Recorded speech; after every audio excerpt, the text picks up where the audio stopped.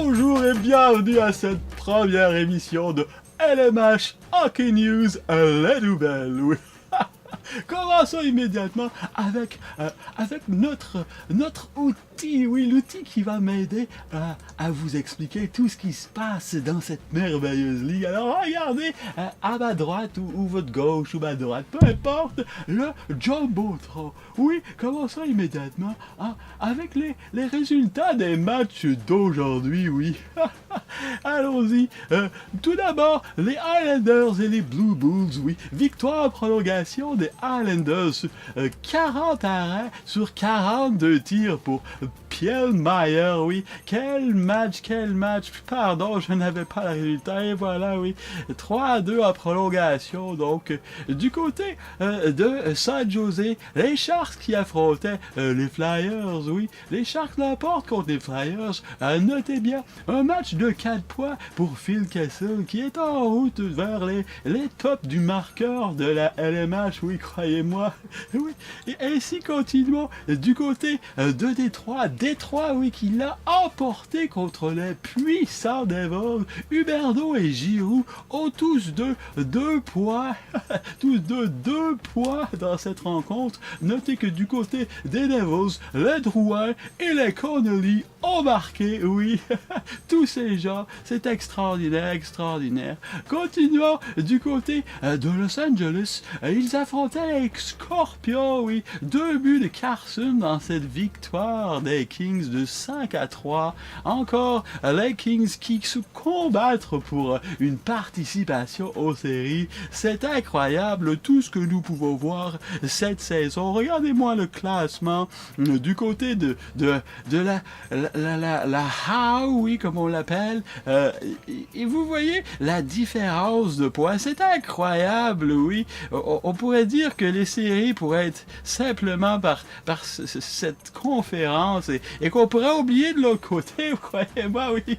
Car il y a très peu d'équipes victorieuses du côté de la conférence Richard. C'est assez spécial cette saison. Continuons avec les scores, oui. Nous étions rendus à Toronto. Les Leafs qui continuent de monter au classement. On sait qu'au début de cette saison, ils n'étaient pas très bons, mais bon, ils ont continué à monter. Les voilà maintenant au 5e rang avec une victoire de 3-2, oui, contre les Hawks, oui. C'est spécial. On continue avec les Canucks, oui. Les Canucks qui eux, 3e du côté de la Richard, l'emportent 6-3. Ils continuent de gagner, cette fois-ci contre les Penguins. On continue du côté de Washington, oui. Le Dynamo qui est numéro 1 dans la AO, qui sont encore au top parce que devinez quoi, une autre victoire contre les Capitals, qui sont quand même une de très bonnes équipes du côté de la conférence Richard, mais on voit la différence, 6-3 dans cette victoire, 3 buts pour Ryan Nash, extraordinaire. Du côté finalement de Québec, oui, les Sénateurs qui étaient en ville, les Sénateurs qui gagnent, oui, 3 buts en 3e période pour les Sénateurs. Quel caractère, eux qui perdaient 2-0 en commençant cette 3e période.